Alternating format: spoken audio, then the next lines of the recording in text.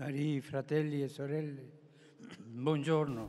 Chers frères et sœurs, bonjour. Nous écoutons la catéchèse du pape François à Rome le 26 juin 2019. Le fruit de la Pentecôte, l'effusion de l'Esprit de Dieu sur la communauté chrétienne a été que beaucoup de personnes ont senti que leur cœur était transpercé par la nouvelle annonce, le kérygme, par le salut du Christ, et qu'ils ont adhéré à lui librement en se convertissant et en recevant le baptême en son nom et en recevant à nouveau le baptême dans l'Esprit Saint.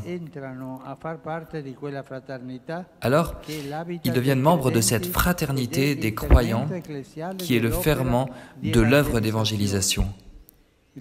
La chaleur de la foi de ces frères et sœurs en Christ fait de leur vie le scénario de l'œuvre de Dieu qui se manifeste en prodiges et signes par le biais des apôtres.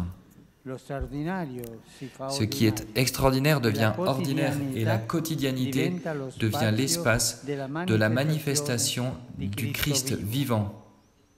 L'évangéliste Luc nous le relate en nous montrant l'Église de Jérusalem comme le paradigme de toute communauté chrétienne, comme l'icône d'une fraternité fascinante, qui ne doit pas être maximisée, mais pas non plus minimisée. Le récit des Actes nous permet de regarder à travers ces murs de la maison où les chrétiens se réunissent, comme enfants de Dieu, l'espace de la koinonia, la communion, comme frères et sœurs en Christ. Ils vivent d'une manière précise, ils sont persévérants dans l'enseignement des apôtres et dans la communion, dans la fraction du pain et les prières.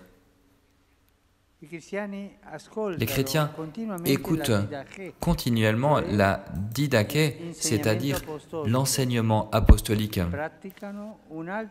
Ils pratiquent une haute qualité de rapport interpersonnel à travers la communion des biens spirituels et matériels.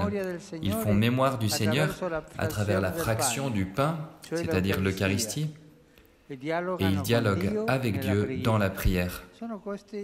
Voilà les attitudes du chrétien. Je vais les répéter, je vais les redire.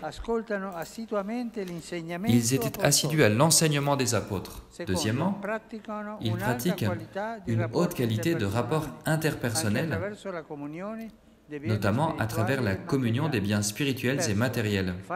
Troisièmement, ils font mémoire du Seigneur à travers la fraction du pain, c'est-à-dire l'Eucharistie.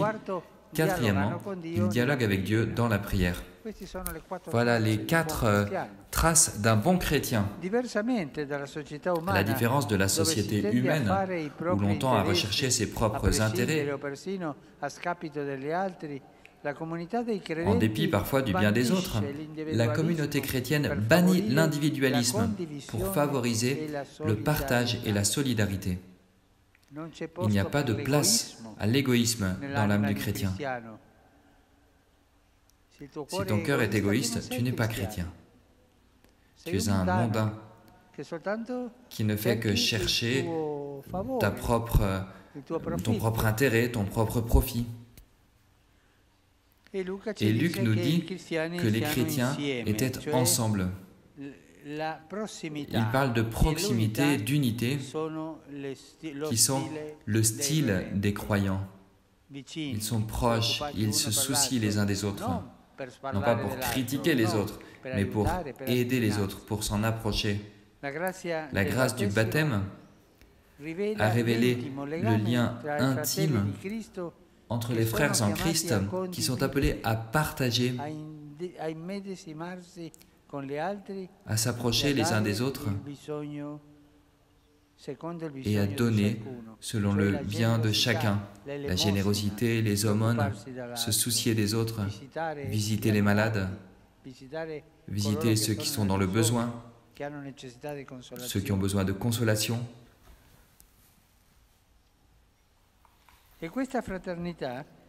Et cette fraternité, justement parce qu'elle choisit la voie de la communion et de l'attention aux nécessiteux, cette communion peut vivre une vraie vie liturgique, une vie liturgique authentique. Luc dit, chaque jour, ils étaient assidus au temple. Ils partageaient, ils rompaient le pain dans les maisons, ils prenaient leur repas avec allégresse et simplicité de cœur. Ils louaient Dieu et avaient la faveur du peuple tout entier. Pour finir, le récit des Actes nous rappelle que le Seigneur garantit la croissance de la communauté.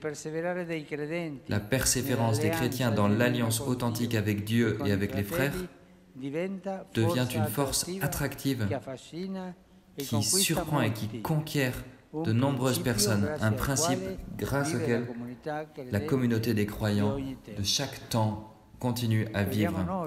Prions l'Esprit Saint pour qu'il fasse de nos communautés des lieux où l'on puisse accueillir et pratiquer la vie nouvelle, les œuvres de solidarité et de communion, des lieux où les liturgies soient une rencontre avec Dieu,